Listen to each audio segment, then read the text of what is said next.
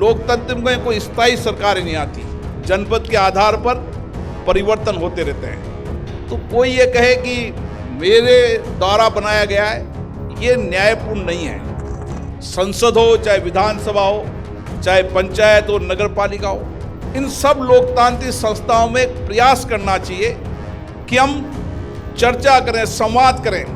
आजकल विधानसभा में नियोजित तरीके से गतिरोध होने लगा, लोकसभा में नियोजित तरीके से गतिरोध होने लगा। सुबह आकर इस योजना से आना कि आज विधानसभा नहीं चलने दें, लोकसभा नहीं चलने दें, ये नियोजित तरीके का गतिरोध लोकतंत्र के लिए उचित नहीं है। ये एक संविधान क्लब है और संविधान की मर्यादाओं, प्रतिष्ठा के अनुरूप इस क्लब का संचालन होना चाहिए। तो 1947 के अंदर एक कॉन्स्टिट्यूशन क्लब बनाने के विचार आया और उसी विचार को लेकर कि ये क्लब देश के संविधान की चर्चा, नीतियों कार्यक्रम की चर्चा, विधान बनाने की प्रक्रिया और किस तरीके से हम देश के अंदर विकास के अंदर ज़्यादा से ज़्यादा लोगों की भागीदारी हो, एक समावेशी विकास हो, समावेशी विकास के साथ जनभागीदारी हो और जनभागीदारी के अंदर लोगों के विचार आए और इसी विचार को लेकर ये कॉन्स्टिट्यूशन क्लब बना। मैं इसके पूर्व अध्यक्ष सीपी जोशी साहब को धन्यवाद देता हूं, जिन्होंने इस क्लब की शुरुआत की। सरकार आती है, बदलती है, निर्माण कार्य चलता है, लेकिन निर्माण कार्य चलने के बाद कोई भी सरकार है, किसी भी दल की सरकार आए, लोकतंत्र में कोई स्थायी सरकार नहीं आती, जनपद के आधार पर परिवर्तन होते रहते हैं। तो कोई ये कहे कि मेरे द्वारा बनाया गया है, ये न्यायपूर्ण नहीं है। ये एक नियमित प्रक्रिया है जो चलती रहती है, बदलती रहती है। इसीलिए इस संविधान सदन के रूप में ये कॉन्स्टिट्यूशन क्लब बना है, इसका शुभारंभ हुआ है। मुझे आशा है जिस विचारों को लेकर इस क्लब की योजना बनाई है, आने वाले अध्यक्ष जी उन विचारों को लेकर कार्य संचालन, क्योंकि भवन बनना ही महत्वपूर्ण है। भवन बनने के बाद उस भवन का उपयोग, उसके उपयोग के साथ उसकी उपयोगिता, उसका संचालन सबसे महत्वपूर्ण है।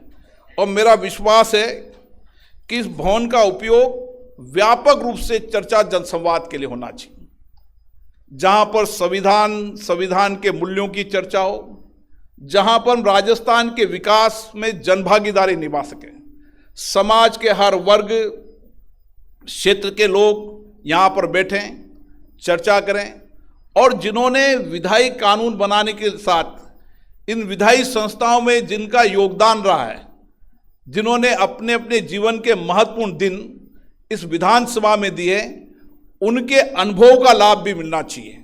और इसीलिए चाहे पूर्व विधायक हो, पूर्व सांसद हो, चाहे पूर्व मंत्री हो, चाहे पंचायत के लोकतांत्रिक संस्थाओं में काम करने वाले लोग रहें, नगरीय क्षेत्र में लोग काम करने वाले हैं, उन सभी लोकतांत्रिक संस्थाओं में काम करने वाले लोगों की भागीदारी बनकर हम राजस्थान के विकास का रोडमैप कैसे बना सकते हैं। आज राजस्थान देश का सबसे बड़ा प्रदेश तो है सही, लेकिन गौरवशाली इतिहास भी राजस्थान का रहा है। मुझे खुशी है राजस्थान के मुख्यमंत्री भजन लाल जी के नेतृत्व में जहां इसकी विरासत को हम संरक्षण कर रहे हैं, उसके साथ नए आधुनिक राजस्थान बनाने का उनका प्रयास भी महत्वपूर्ण है। और उन्होंने 2 बजट में अपने विचारों को दिया है कि हम राजस्थान की कल्पना कैसी कर रहे हैं, राजस्थान का विकास आधारभूत विकास के साथ, सामाजिक विकास के साथ, समाज के उपेक्षित गरीब व्यक्तियों के जीवन को कैसे बदल सकते हैं। इसी राजस्थान से अंत्योदय योजना शुरू हुई थी, जिसमें समाज जीवन में परिवर्तन का एक पहलू बना था, जो पूरे देश, पूरे विश्व में जिसकी योजनाओं का लाभ मिला था। इसी तरीके से मुझे आशा है राजस्थान के मुख्यमंत्री जी के नेतृत्व में भी इसी तरीके से कुछ ऐसी योजनाएं जो देश के लिए पहल बन सके, जिसमें समाज के वंचित, गरीब, उपेक्षित लोगों के जीवन को परिवर्तन कर सकते हैं। जैसा हमारा इतिहास रहा है, जैसी हमारी विरासत रही है, उसी तरीके से हमारी विधायी संस्थाओं का भी इतिहास गौरवशाली रहा है। मुझे भी इस विधानसभा का सदस्य होने का मौका मिला है और मुझे खुशी है कि इस विधानसभा के सदस्य के नाते जो मुझे अनुभव मिले, जो मुझे यहाँ से प्रेरणा मिली, जो मुझे यहाँ से सीख मिली, मैंने कोशिश की कि देश की लोकतांत्रिक संस्थाओं के अंदर इस तरीके से प्रपार्टी परंपराओं को शुरू करें जिससे लोकतांत्रिक संस्थाओं में चर्चा संवाद का माहौल बने। सहमति असहमति हमारी लोकतंत्र का विशेषता है, विचारों की भिन्नता भी है, अपने अपने राजनीतिक विचारधारा भी होती है, लेकिन संसद हो चाहे विधानसभा हो चाहे पंचायत हो नगर पालिका हो, इन सब लोकतांत्रिक संस्थाओं में एक प्रयास करना चाहिए कि हम चर्चा करें, संवाद करें, विचारों का मंथन करें। जितना विचारों का मंथन होगा, जितनी सहभागिता होगी, जितने विचार आएंगे, उतने ही हम सर्वश्रेष्ठ काम कर पाएंगे। इसलिए सरदार पटेल जी ने एक बार कहा था कि एक जहाज में कुछ लोगों के विचार से, कुछ लोगों की लापरवाही से वह जहाज डूबने के कगार पर था, लेकिन उसी जहाज को जब ने सामूहिकता से विचार किया तो वह जहाज किनारे पहुंच गया। यही लोकतंत्र है। लोकतंत्र की ताकत कितनी बड़ी भारत के अंदर कि हमने 75 वर्ष की इस लोकतंत्र की यात्रा में इन्हीं संस्थाओं से हमें खुशी है कि पंचायत राज जैसी संस्थाओं का उदय भी राजस्थान से हुआ। इसलिए राजस्थान तो लोकतंत्र की सबसे बड़ी जननी है। हमारे राजा महाराजाओं के राज हुआ करते थे, उसमें भी लोकतंत्र हुआ करता था। इसलिए लोकतंत्र कोई आजादी के बाद का लोकतंत्र नहीं, लोकतंत्र हमारी विरासत में रहा है, लोकतंत्र हमारी कार्यप्रणाली में रहा है। इसीलिए मैं राजस्थान के विधानसभा के अंदर भी ये अपेक्षा करता हूं कि गतिरोध होता है, मत विचारों का मत भिन्नता भी होती है, लेकिन कोशिश करना चाहिए कि हम गतिरोध को कैसे समाप्त कर सकते हैं। हमारी भाषा कैसी होनी चाहिए, हमारा विचार कैसे होना चाहिए, हमारा भाषा विचार हमारी अभिव्यक्ति कैसी होनी चाहिए।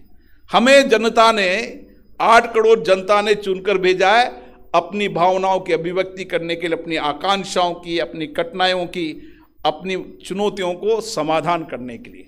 इसलिए मंच, ये विधानसभाएं इस काम के लिए होना चाहिए। व्यक्ति रूप से आरोप प्रत्यारोप के लिए विधानसभाएं लोकतंत्र के मंच नहीं होना चाहिए। और मैं हर मंच पर कहता हूं, जब हमारा संसदीय लोकतंत्र का मंच विधानसभा के अध्यक्षों और लोकसभा राज्यसभा के मंचों का पीठासीन अधिकारी सम्मेलन भी हम बार बार ये चर्चा करते हैं कि सहमति असहमति, आरोप प्रत्यारोप, विचारों की भिन्नता, विचारधाराओं की, ये तो ताकत है, लेकिन आजकल विधानसभा में नियोजित तरीके से गतिरोध होने लगा, लोकसभा में नियोजित तरीके से गतिरोध होने लगा। सुबह आकर इस योजना से आना कि आज विधानसभा नहीं चलने दें, लोकसभा नहीं चलने दें, ये नियोजित तरीके का गतिरोध लोकतंत्र के लिए उचित नहीं है। हमें अगर लोकतंत्र को सशक्त बनाना है, मजबूत बनाना है, लोकतंत्र को जनता के प्रति जवाबदेही बनाना है, जनता की अपेक्षाओं के अनुरूप बनना है और जनता की भावनाओं के अनुरूप विधायी संस्थाओं को बनाना है, तो हमें लोकतंत्र के अंदर चर्चा संवाद करना चाहिए, सहमति असहमति पूरे विचारों के साथ अभिव्यक्ति करना चाहिए, लेकिन सदन चले इस तरीके का प्रयास करना चाहिए। क्योंकि राज्य विधानसभा से ये विचार लोकतंत्र की पंचायत में जाएगा, नगरीय विकास में जाएगा। मैंने तो विधानसभा अध्यक्ष से कहा है कि जितनी लोकतांत्रिक संस्थाएं हैं, उन सभी लोकतांत्रिक संस्थाओं में गतिरोध समाप्त कर चर्चा संवाद का केंद्र बनना चाहिए और ये आपका कॉन्स्टिट्यूशन क्लब इसी चर्चा का संवाद का केंद्र बनेगा। जब विधानसभा में कभी असहमति गतिरोध होगा तो अनौपचारिक चर्चा के लिए आप इस कॉन्स्टिट्यूशन क्लब में आएंगे, अनौपचारिक चर्चा करेंगे, संवाद करेंगे। और यूं भी अनौपचारिक चर्चा संवाद करने की परंपरा राजस्थान में रही है। राजस्थान में पक्ष विपक्ष की बहुत गौरवशाली परंपरा है और इस गौरवशाली परंपरा को हमें आगे बढ़ाने का प्रयास करना चाहिए। जब गतिरोध हो, हम अनौपचारिक रूप से बैठें, चर्चा करें और उसका समाधान करने का प्रयास करें। ये कॉन्स्टिट्यूशन क्लब इसीलिए है, ये अन्य औपचारिक अन्य क्लब की तरह नहीं है कि हम यहाँ पर संगीत गीत मनोरंजन के लिए आए। ये एक संविधान क्लब है और संविधान की मर्यादाओं प्रतिष्ठा के अनुरूप इस क्लब का संचालन होना चाहिए। यहाँ पर देश विदेश की सेमिनार होना चाहिए, लोकतंत्र पर चर्चा संवाद होना चाहिए, हर वर्ग के लोगों के संवाद चर्चा के होना चाहिए, और इसको हम किस तरीके से इसका संचालन करते हैं ये सबसे महत्वपूर्ण है। मुझे आशा है कि माननीय विधानसभा अध्यक्ष जी के नेतृत्व में ये क्लब इसी सार्थक चर्चा संवाद का केंद्र बनेगा और हम अधिकतम जनभागीदारी, लोगों के अधिकतर विचारों का समाहित करते हुए ये कल्प एक प्रेरणा का स्थल बने, ताकि देश के अंदर हम ये कह सकें कि राजस्थान में लोकतंत्र में अनौपचारिक चर्चा संवाद से लोगों की और भागीदारी बनाकर हमने लोकतांत्रिक प्रक्रिया से राज्य के विकास में महत्वपूर्ण योगदान दिया है। आप सबको बहुत बहुत धन्यवाद।